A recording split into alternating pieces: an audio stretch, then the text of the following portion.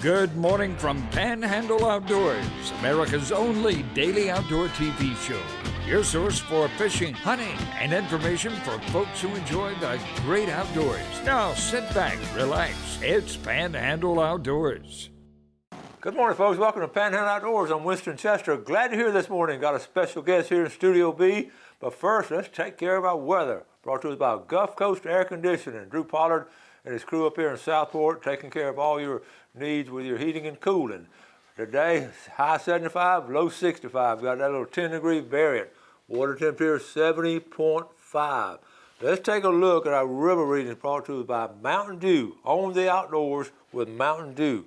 Apalachicola Bluntstown is at a 13.4 and it's going down, believe it or not. The Choctaw Caraville has actually peaked out and it's getting ready to go down. So we'll have falling waters for the weekend, and it's still going to be a little bit high though, but it's going to be falling a little bit, okay? Our tide chart brought to us by Kent Forest Lawn. Decent tide today. High tide is right here in the middle of the morning at 10:34, and low tide is going out all afternoon to about 8:34, but the wind direction is going to hold it up a little bit because it's going to be coming out of the south-southeast at 14, again in double digits. So the tide won't go out quite as fast here in our base systems. All right, let's take a break. We'll be back with our special guest. Welcome back, and welcome to our guest. They're becoming part of the Panhandle Outdoors team now, Officer Bobby Ramos with Fwc. Good morning. Good morning, sir. Thank you. We were talking about how early he gets up and all that. I got tickled because his military background, he's got everything per minute and all. So you got about a 2-hour drive? Or two hours and a little bit of change. That's right. That's right. So we're glad he's come over. We appreciate. He's got a bunch of information. You know, we try to keep you informed of what's going on, but we just can't do it as well as Bobby's going to do it. So I'm going to let you just all this stuff. You got a great outline. This is good. You make me look bad with all this organization. No. We try. It's fun. I get to sit down the day before the show and just kind of compile up all this information, and there's a lot to it. So forgive me if I talk really fast. I got a lot to try to go over today, and I'm going to try to turn you on to some new information that you may not know of. First off, with the fishing reports, the Pompano and the Spanish mackerel bite, it's still hot. You know, catching a lot of good quality fish out there. Cobia starting to show up and seeing some good, ling and cobia being caught out there. And turkey season is still in full swing. I'm actually on the board this year. I got one this year, so I'm like, okay. I was pretty proud of myself for that. Congratulations. Can't show pictures of it. He wasn't that big, but he's legal. I heard it is big. Yeah, that's right. And I know your viewers are always asking about those red snapper dates. Good news is that should be coming out soon. Okay. From what I've read, we should have those by the end of the month. So don't have anything for you yet, but stay tuned. Next time I'm back on the show, if you haven't already heard them by then, we should be able to give them to you.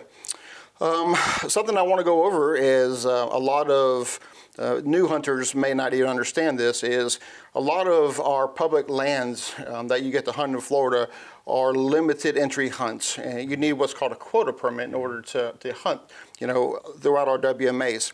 The Florida Quota Hunt Program prevents overcrowding and controls the harvest of game on our WMAs, our wildlife management areas. And these WMAs provide hunters with a quality hunting experience. The quotas, actually, it's the maximum number of hunters that are permitted on the WMA, are based off of an area's size, the habitat, the game population, and rules that are unique to that particular WMA. And those rules and regulations, they do change one WMA to the next. Quota permits are issued at no cost to the hunters. However, unless you're exempt from the license requirement, applicants still must have a Florida Management Area Permit or a license that includes a management area permit, or the stamp as we call them. So think about that. It's a little bit early, and a lot of folks may not be thinking about the deer hunting season, turkey hunting season, quail, etc., alligators. But starting in May is when we actually start making the application period for a lot of these quota hunts. So the statewide alligator harvest permit phase 1 application period is going to be May 7th through the 17th. You get a 10-day stretch there for the phase 1. Phase 2 application is going to be from the May 21st through the 31st, and that's just for the alligator permits. Now, quota hunt application period for a bunch of other hunts, which include the airboat, the archery, the family hunt, the general gun, mobility impaired, muzzle loading, quail hunts, wild hog, and the youth hunt. Those application periods start on 15 May and ends on 15 June. Okay. So roughly a 30-day period to go ahead and get your quota application in for these limited opportunity hunts. That's a lot of information right there, but that is so important because those days you have those windows of time to do that, and you got to do it, and that's good information there. Yes, sir, absolutely. We're going to move on a little bit to talk about some different community events and opportunities. We talked about a few of these during our last show. I'm going to bring light to a new one, and then we'll just do a quick recap on the Lionfish Festival coming up. But I want to shed some light on an FWC program called the Florida Youth Conservation Centers Network. And Winston and I talk a little bit often, and I know he has a passion and a love for getting youth involved in the courses and in the schoolhouses and such like that. This is an opportunity for the FWC, along with partner agencies, to reach out to youth who have not had much opportunity to go out and enjoy the great outdoors. And so we have a lot of partners throughout the state of Florida, actually more than 340 of them, who get with us, and the purpose is to introduce youth and families to outdoor activities and conservation.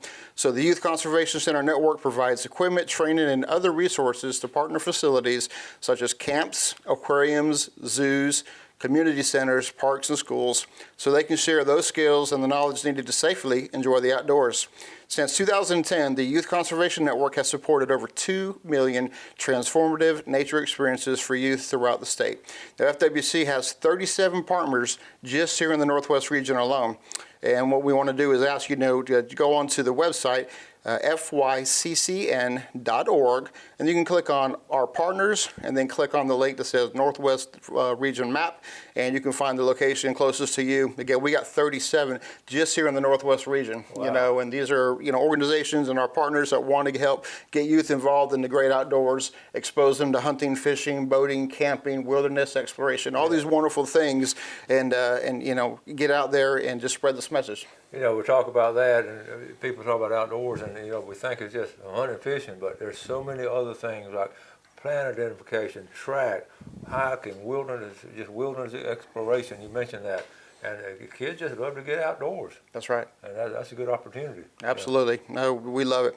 Well, we'll take another plug here. We talked last week or last month about the Lionfish Festival coming up, and we're still on track for that Lionfish Festival. It happened in Destin on the May 15th and the 16th. This is the world's largest lionfish spearfishing tournament. And usually, in most cases throughout the years, they'll actually go out, the divers will go and harvest thousands of lionfish. Yeah. These are invasive species that are decimating Florida's coral reef population, and the diving world and community, it really needs help with getting these lionfish, off of our reefs. So this is a great opportunity to come out for the family, a lot of activities, taste samples, and a lot of different things going on with conservation and the vendors that are out there as well. Now that's the date is May what? May the 15th and the 16th. I'm gonna write that down. I know I don't have anything to do that day, but yeah. Well, come on out. If I get a chance, I would love to go over there. And we'll be out there after FWC. We'll definitely make a presence out there, and I'm going to have my own special guests out there as well. You are. So we get people all the time ask us, well, hey, how do you be an FWC officer? Well, I'm bringing the lady who can answer that question better than me. Okay. So I'm going to have our recruiter out there with us, Officer Susanna McAllister. She is a Northwest Regional Recruiter for law enforcement.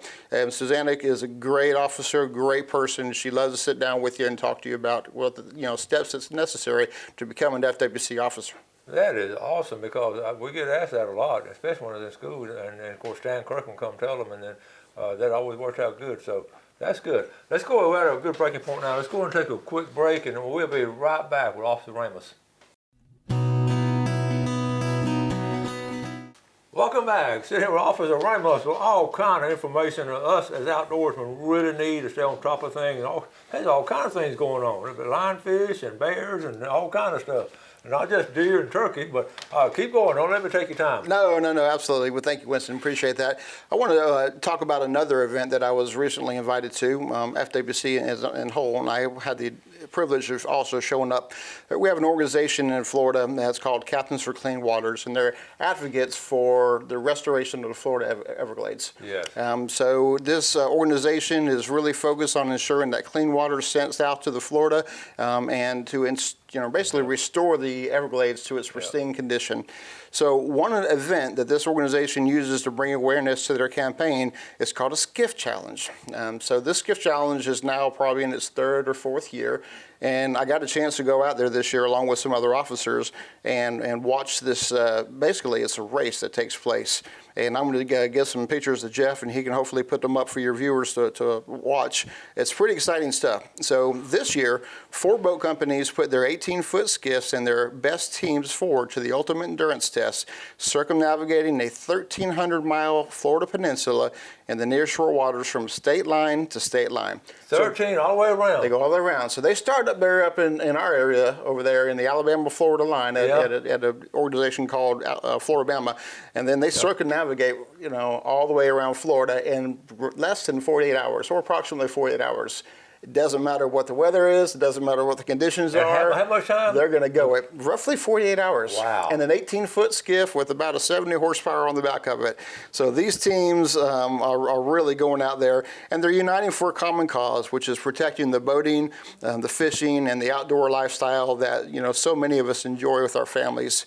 For the last several years, FWC officers are advised of this contest, and we're pretty much have a communications plan that we're on standby in case there is an emergency, with the race. Right. So one of the other things that they do for us, because they are, these boat companies understand the importance of boating safety. Mm-hmm. So they have officers come out before the race starts, right before the race starts, and go through that safety equipment that these professional race teams actually have. So the teams are equipped with their own extensive safety equipment and navigation aids, and they pre-plot their own pit stops for fuel, for food, repairs, and rest. And then we're on hand over there at the start of the challenge this year, as it took place on the 8th of May. I'm going to give Jeff some pictures so he can put them up there, kind of give you an idea of what these boats are. I can't name drop, who won the race. I can't talk about the boats, but we'll show some pictures. You'll kind of get the idea. It is a good time, and it's a good event. And the reason I want to talk about it is not just our involvement in it, but it's a great segue to talk about boating safety. Because if these are professional race teams are out there, and it's important enough for them to say, hey, FWC, come on out here, take a look at our safety equipment and make sure that we got it right. Well, we want your friends and family out there to think the same thing. Yeah. Okay. So we're going to talk about a little bit more boating safety stuff, and I'll get into that in just a minute. But before that, I want to also highlight an event happening at the end of May of next month. We have what's called National Safe Boating Week. It occurs from May 22nd through the 28th. We'll talk about that here in just a second. But so Winston, people ask me all the time, what's your favorite part of the job? Mm-hmm. And I have got a lot of answers because I love what I do. And it's kind of difficult to answer that question because there's so many things that I love about being an FWC officer. But if you ask me what's the part of the job I hate the most, that's an easy answer. What? It's every year we spend, and our partner agencies spend, too much time looking for and recovering boating accident victims and drowning victims. Yeah. Okay? If people would wear their life jackets, most drownings can be prevented. And we love what we do. We sure hate doing that part. That's a sad day. We spend a lot of time out there doing it, and in many cases, if folks will wear their life jackets, lives could be saved. Recreational boating and water activities are enjoyed by millions of Americans every year. And boating safety advocates, such as FWC, recommend all boaters and passengers not only have a life jacket, but wear it at all times while boating. Regardless of your age or experience, the data shows that life jackets save lives. So we're going to ask you to take the pledge to always wear it while you're boating. So just a few little stats here for you, and our boating and waterway section up in Tallahassee is always putting together more information for us. But the general stats are 79% of boating deaths are due to drowning. 86% of the victims were not wearing a life jacket. Wow, that speaks and volumes. Then 2/3 of drowning victims were good swimmers. Oh my goodness. I can't tell you how many times I talked to somebody about life jacket. They say, I'm a good swimmer. And he was a good swimmer. She was a good swimmer. Life jackets save lives, and you just can't dispute that. That's good statistics right there. Yes, sir. We went over a lot of boating safety material last month, and I'm going to throw out a few more reminders as well. It's that time of the year again where we're kind of dusting, the life jackets off, taking all our equipment back out on the boat. Use this as a reminder to check your life jacket. Check your PFD out thoroughly. Make sure it's free of any tears or holes and it's readily available in your boat. If you got it locked away in a compartment somewhere, and we stopped and done inspections on vessels before, and I say, what's in that compartment right there?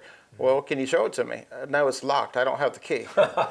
Well, that's not going to work in an emergency, is it? Right. So make sure you can get to it. Make sure that it's in a good, serviceable condition. Readily available. I mean, you got readily available. You need to be able to get to it pretty quick, and if you've got to dig and it's 3 feet underneath your anchor and everything else, and that's not probably readily available.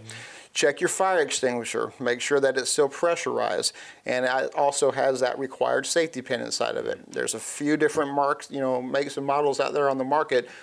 Just take a look at it. If you got questions about it, wave us down and we'll come and we'll help you out with that as well. But make sure your fire extinguisher is good. Check your flares, okay? The actual requirement is what's called a visual distress signal, but most people just have flares that are daytime or nighttime, ready, and that's fine.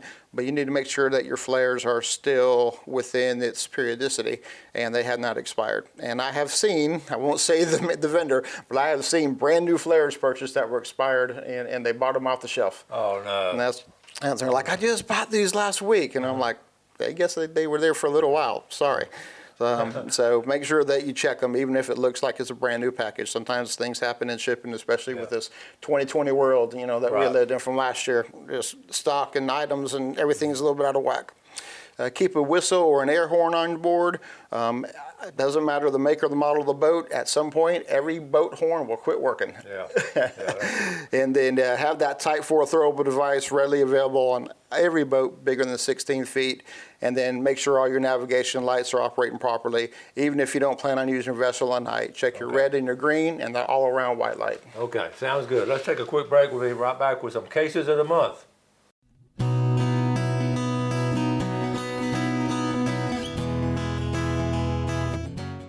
Okay, welcome back. Let's take a look real quick at our fishing game times brought to us by Blue Water Outriggers down in Port St. Joe. We're looking at 1:19 to 3:19 this morning and 1:41 to 3:41 this afternoon. So cases of the month and food and bears.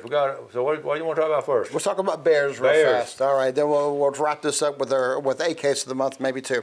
So it's springtime. So not only are we getting out and enjoying the great outdoors, well, guess what else are? Bears. Bears are coming out too. Spring temperatures are here. Bears are becoming more active, and it's also increasing opportunities for conflicts with people. So FWC wants to remind our residents and visitors to remove food attractants to reduce the negative interactions with the bears and other wildlife. The bears are coming out of their winter dens and they're looking for food. So secure your trash, your pet food, your bird feeders, and other food items that might attract a bear to your yard or your neighborhood. If you don't give them a reason to stay, they'll go somewhere else. Bears, despite their size, are big, lazy eaters, and they love a free meal. And once they find out garbage or trash is on your street and on your neighborhood, they're just over. They're going to keep coming back over and over. In addition to that, female bears, most of them have just given birth to 12-ounce cubs at the end of January. They're beginning to travel with their young. The babies are eating, mama's eating, dad is eating. They're all wanting to eat. And what we want to do is just not give them a reason to keep coming back to your home and eating things that they ain't supposed to be eating.